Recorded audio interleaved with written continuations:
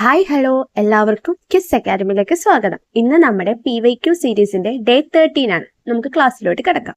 ആദ്യത്തെ ചോദ്യം, ശബരിഗിരി ജലവൈദ്യുത പദ്ധതിയിലേക്ക് വേണ്ട ജലം ഉപയോഗിക്കുന്ന പത്തനംതിട്ട ജില്ലയിലെ പ്രധാന നദികൾ ഏതെല്ലാം?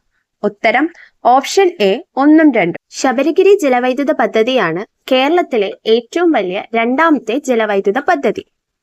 നിലവിൽ വന്നത് 1966 കേരളത്തിലെ ആദ്യത്തെ ജലവൈദ്യുത പദ്ധതിയാണ് പള്ളിവാസൽ. 1940 ഇത് നിലവിൽ വന്നത്. മുതിരപ്പുഴയിലാണ് ഈ ജലവൈദ്യുത പദ്ധതി ഉള്ളത്. കേരളത്തിലെ ഏറ്റവും വലിയ ജലവൈദ്യുത പദ്ധതി ഇടുക്കി ജലവൈദ്യുത പദ്ധതിയാണ്.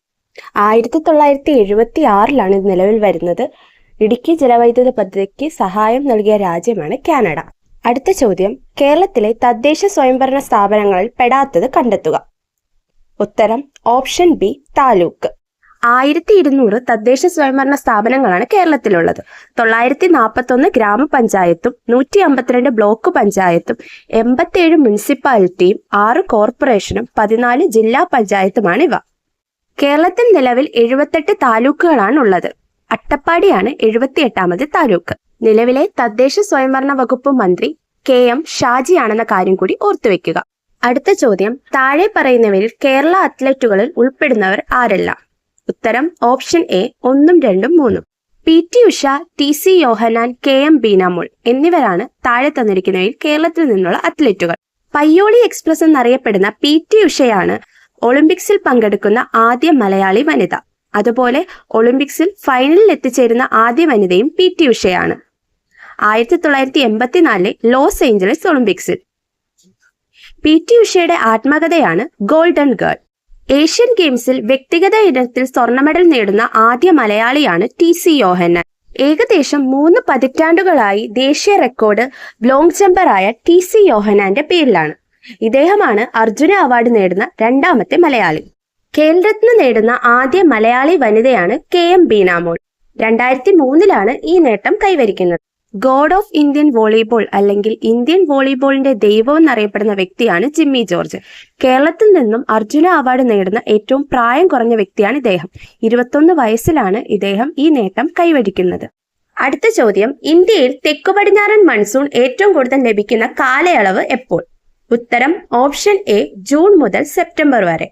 കേരളത്തിൽ തെക്കു പടിഞ്ഞാറൻ മൺസൂൺ അറിയപ്പെടുന്നത് ഇടവപ്പാതി, കാലവർഷം എന്നീ പേരുകളിലാണ്. കേരളത്തിൽ ഏറ്റവും കൂടുതൽ മഴ ലഭിക്കുന്നതും ഈ കാലഘട്ടത്തിലാണ്. കേരളത്തിൽ ഉച്ചയ്ക്ക് ശേഷമുള്ള ഇടിമിന്നലോട് കൂടിയുള്ള മഴ അനുഭവപ്പെടുന്ന കാലമാണ് വടക്ക് കിഴക്കൻ മൺസൂൺ അഥവാ തുലാവർഷം. ഒക്ടോബർ മുതൽ നവംബർ വരെയാണ് ഇതിന്റെ കാലയളവ്. തമിഴ്നാട്ടിൽ ഏറ്റവും കൂടുതൽ മഴ ലഭിക്കുന്നത് ഇതിന്റെ വരവോടുകൂടിയാണ്. മാർച്ച് മുതൽ മെയ് വരെ ഇന്ത്യയിൽ വേനൽക്കാലവും ഡിസംബർ മുതൽ ഫെബ്രുവരി വരെ ഇന്ത്യയിൽ ശൈത്യകാലവുമാണ് അനുഭവപ്പെടുന്നത്.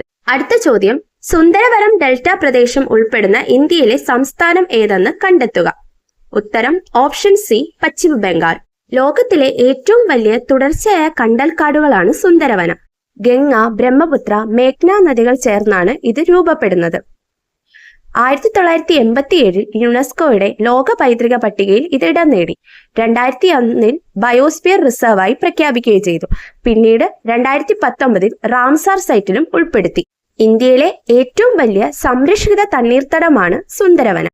അടുത്ത ചോദ്യം, സ്ത്രീകളുടെ ഉന്നമനത്തിനായി ആര്യ മഹിളാ സഭ എന്ന സംഘടന സ്ഥാപിച്ചതാര്? ഉത്തരം ഓപ്ഷൻ ഡി പണ്ഡിറ്റ് രമാബായി. വിധവകളുടെ ഉന്നമനത്തിനും വിദ്യാഭ്യാസത്തിനുമായി പണ്ഡിറ്റ് രമാബായി ബോംബെയിൽ ആരംഭിച്ച സ്ഥാപനമാണ് ശാരദാ സദൻ. അടുത്ത ചോദ്യം, പൊതുജനത്തിന് സൗജന്യമായി വൈഫൈ ഏർപ്പെടുത്തിയ കേരളത്തിലെ ആദ്യ പഞ്ചായത്ത് ഏത്? ഉത്തരം ഓപ്ഷൻ എ ഇരവിപ്പേരൂർ. കേരളത്തിന്റെ ചിറാപ്പുഞ്ചി എന്നറിയപ്പെടുന്ന സ്ഥലമാണ് ലക്കിടി. അടുത്ത ചോദ്യം, ഇന്ത്യൻ ദേശീയ പ്രസ്ഥാനത്തിന്റെ നഴ്സറി എന്നറിയപ്പെടുന്ന സ്ഥലം? ഉത്തരം ഓപ്ഷൻ ബി ബംഗാൾ. 1905 ബംഗാൾ വിഭജനം. ഇത് പ്രഖ്യാപിക്കുന്നത് കേഴ്സൺ പ്രഭുവാണ്. പിന്നീട് 1911 ഹാർഡിഞ്ച് പ്രഭുവാണ് ഇത് റദ്ദാക്കുന്നത്. അടുത്ത ചോദ്യം, താഴെ പറയുന്നവയിൽ വള്ളത്തോൾ നാരായണ മേനോന്റെ കൃതികളിൽ പെടാത്തത് ഏത്? ഉത്തരം ഓപ്ഷൻ എ പ്രേമാശ്രമം. പ്രേമാശ്രമം എന്നത് പ്രേംചന്ദിന്റെ കൃതിയാണ്. ആധുനിക കവിത്രയങ്ങളിൽ ഉൾപ്പെടുന്ന വള്ളത്തോൾ നാരായണ മേനോനാണ് കേരള കലാമണ്ഡലത്തിന്റെ സ്ഥാപകൻ. ഇദ്ദേഹത്തിന്റെ പ്രധാനപ്പെട്ട കൃതികളാണ് സാഹിത്യമഞ്ജരി, കൊച്ചു സീത, മഗ്ദലന മറിയം, എന്റെ ഗുരുനാഥൻ, ബാപ്പുജി, ഇന്ത്യയുടെ കരച്ചിൽ എന്നിവ. ഇദ്ദേഹത്തിന്റെ മഹാകാവ്യമാണ് ചിത്രയോഗം. അവസാനത്തെ ചോദ്യം, ക്വിറ്റ് ഇന്ത്യ സമരനായിക എന്ന് ഗാന്ധിജി വിശേഷിപ്പിച്ചത് ആരെയാണ്?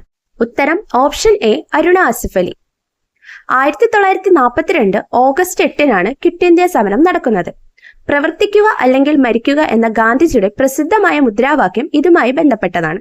ഇതോടുകൂടി നമ്മുടെ വീഡിയോ ഇവിടെ അവസാനിക്കുന്നു. വീഡിയോ ഇഷ്ടമായെങ്കിൽ ലൈക്ക് ചെയ്യാനും സബ്സ്ക്രൈബ് ചെയ്യാനും മറക്കല്ലേ. അടുത്ത പാർട്ടുമായിട്ട് കാണുന്നവരെ ബായ്.